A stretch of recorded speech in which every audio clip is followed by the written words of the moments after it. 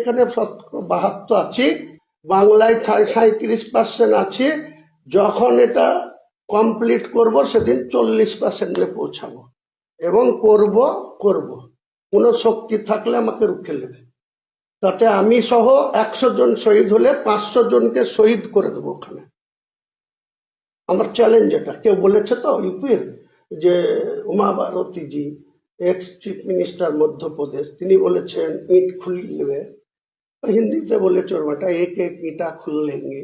অযোধ্যা না, মুর্শিদাবাদ। আমি বলছি যে আমাকে কেউ ইট খুলতে আসলে তার কি অবস্থা করব, আগে আসতে বলুন।